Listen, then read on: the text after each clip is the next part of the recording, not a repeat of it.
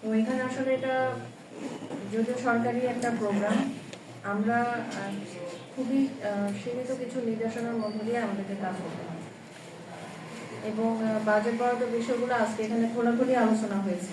আমি তোমাদেরকে অনুরোধ জানাবো সেই মাঠে যে তোমরা সবসময় অনুশীলন করবা, প্রত্যেকদিন ফুটবল খেলবা, প্রত্যেকদিন কাবাডি খেলবা, যখনই সময় পাবো বন্ধু বান্ধবদের নিয়ে যে দাবা ইনডোর গেম আমাদের ইউনো মহোদয়ের কাছে বললেই উনি জায়গা সিলেক্ট করে দিবেন, এখানে শিখাবে। আমাদের বাচ্চারা যত সরল হবে আমাদের বাচ্চাদেরকে তত বেশি ভালোভাবে আমরা তৈরি করতে পারবো এবং এই বাচ্চারা দেশের ভবিষ্যৎ হবে।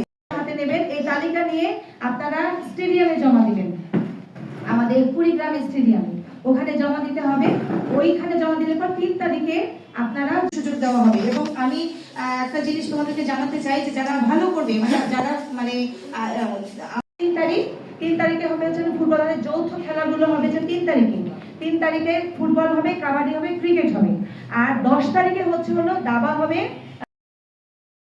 আমাদের যে লং জাম্পটা এটা হচ্ছে 10 তারিখে। যেহেতু আমাদের মার্শাল আর্ট আর হচ্ছে সাঁতার নেই, প্রতিযোগী নেই, সেহেতু আমাদের আর দরকার নেই। কিন্তু 2টা দিন আমি এখানে অনুরোধ জানাবো যারা আমাদের এখানে হতো কি যে হলো ওই যে বাছাই অন্যভাবে একটা বাছাই হতো, তাই না?